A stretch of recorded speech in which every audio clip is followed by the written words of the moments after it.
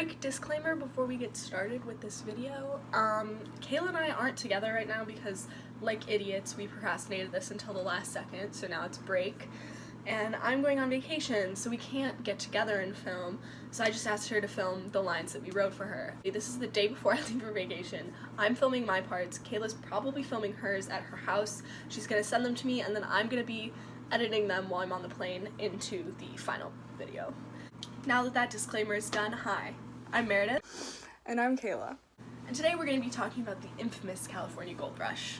Today we will be stepping into the shoes of travelers making the journey across the United States. Talk about the gold rush, we always seem to paint it in this very good and easy light, oh, I'm gonna hop on my carriage and get my horses and pack up my family and off we go to California and it's gonna be so easy, I'm just gonna hop in a plane and whoosh to California and then land. No.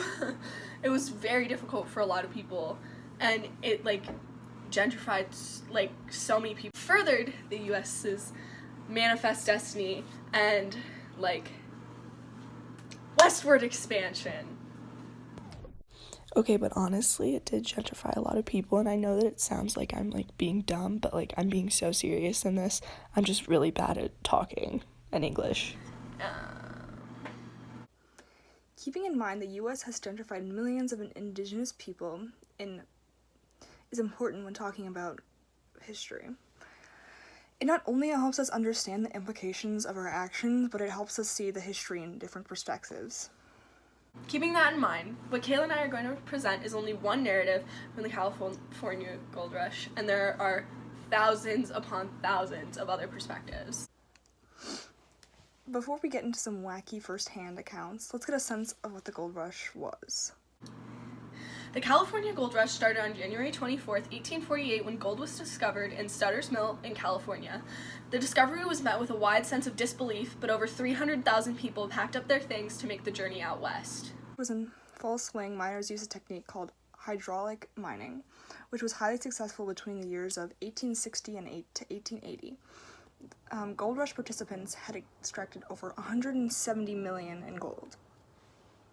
Now that we've covered the basics, let's step into the shoes of Adam Wicks, who arrived only a year before the gold rush started.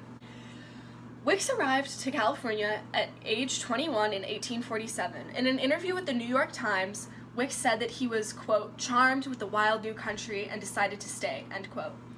Wicks and a few of his friends went up to where Sacramento is now. He arrived at Sutter's Mill to work, and he had no idea of what they were going to discover. The next year, Wicks heard of the discovery, saying that it appeared only an easier way of making a living for a few of us. Okay, so here's the part where I don't have anything scripted, so I'm supposed to just have a little conversation here, but I'm just going to interject with something that I have to comment on.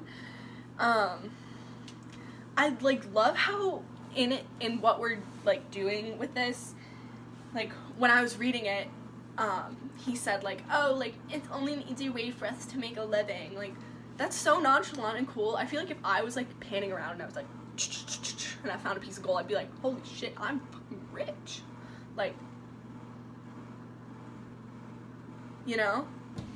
So, I don't know. I just think it's interesting how they were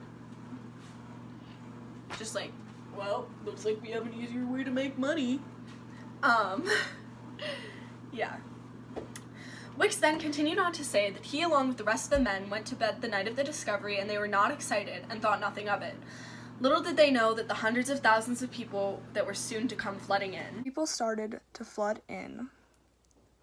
Captain Strutter of Strutter's Mill was outraged.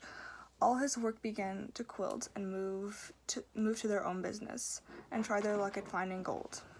Wicks said, quote, the very maddest man of all was Captain Strutter when men began to come from San Francisco, San Jose, Monterey, and Vallejo by the score to find gold.